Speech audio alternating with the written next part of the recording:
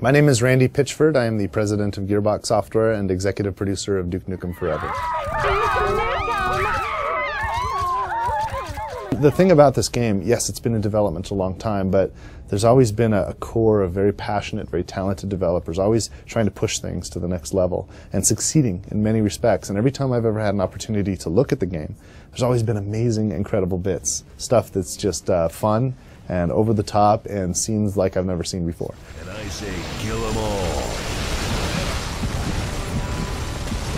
You know, the art direction for Duke Nukem has always been sort of an exaggerated realism. Like the colors are a little more vibrant, but and maybe there's, you know, more highlights or accents or little, you know, flashes on the surfaces, on the edges of things to make it kind of hyper-real almost, but it's definitely rooted in a more realism art direction.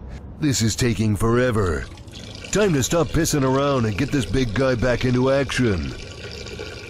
I think that Duke's greatest achievement, Duke 3D's greatest achievement, was actually the game design. I think up until Duke 3D, we had been playing, if the few shooters we had played them in environments that were kind of nondescript. Whereas Duke finally took it to a real world. Now, Duke's world isn't our world. It's kind of like a funhouse mirror reflection of our world. It's very much like our world, but it's almost like a upside-down, topsy-turvy version of our world. So when we're in that world and looking through the lens of our understanding to see what his world looks like, it's very funny to us, and so we're amused. The gameplay itself, though, is really it was really far ahead of its time in terms of what shooters can do. First of all, you had a wide spectrum of tools and weapons in Duke's arsenal, and this allowed for all kinds of interesting new kinds of gameplay. Instead of only being about, you know, getting your cursor on the enemy and pulling the trigger with a reaction time skill test that's faster than what it takes for that guy to make your health go down to zero. Now you're doing things like laying traps with trip mines, and you're shrinking people and stepping on them, and you're you know, freezing guys and breaking them into little ice cubes, and you're basically using all of these tools in tandem to find all kinds of ways to overcome the challenges. The other great thing about that original game design was it was not just about killing the enemy.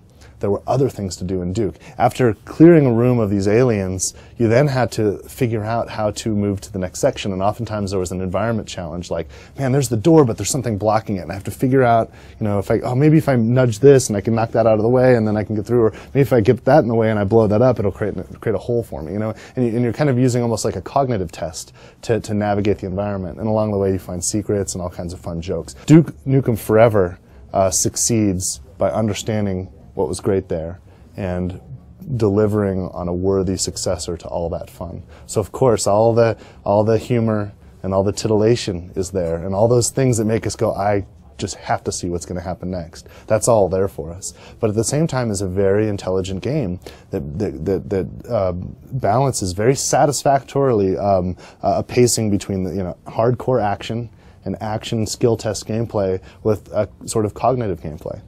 And then off to the side of that main loop, you have, you know, interactive things, like everything from being able to play a fully functional pinball machine to working out in Duke Nukem's gym, actually lifting weights and beefing yourself up, like all this kind of alternate gameplay on one side, and then the discovery of secrets and hidden areas and kind of surprises on the other, and those are kind of like tangential to the main loop. My favorite thing, man, well, okay, I don't want to give any spoilers away, but I will tell you this, there are so many memorable moments. I think one of the things that just kind of, it's more meta than just a particular moment, because there's so many moments, and I don't want to call any of them out at the risk of surprising anyone or ruining anyone's surprise. But the thing that I really love is the opportunities that come from Duke's unique arsenal. It's totally almost absent in shooters these days. In fact, you know, a lot of the other shooters I'm playing now, everything's devolving to just being about ballistic weapons. It's just like cursor, skill test kind of stuff.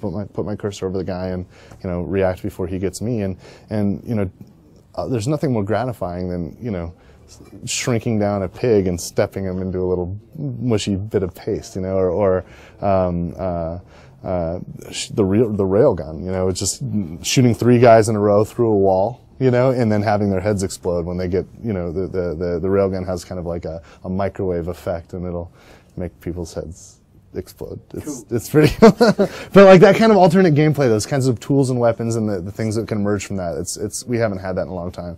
Pipe bombs and tripwires, traps with tripwires, great stuff. You can't have a true, honest successor to Duke Nukem Forever without, you know, paying off all of our fond memories, right? We must have trip mines and pipe bombs and all those things and holodukes and steroids and all that fun stuff. At the same time, though, if that's all you have, then we're not being surprised and excited by new things. So there has to be some new things thrown into the mix as well. And Duke Forever delivers on both points. You know, I was looking on YouTube the other day and I was kind of looking at all the trailers for all the upcoming games and I was just astonished. You know, Duke Nukem Forever's trailer was the first kind of video asset for the new Duke Nukem Forever, was released just a couple of weeks ago. And it's already has more hits on YouTube than any other trailer for any other video game that isn't out yet. And it's just so like, there's going to be a lot of demand for it, and I'm really just excited that Duke gets to have this moment, and I feel both gratified and humbled that I get to have the seat that I have in helping to make that happen.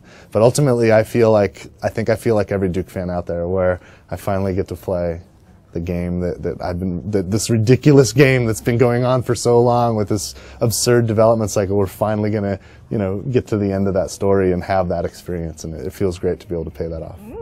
All right, time for my reward. The wait is almost over, and I can't wait. I can't wait till this moment when it launches, but it's almost over. We're almost there. You want to touch it, don't you?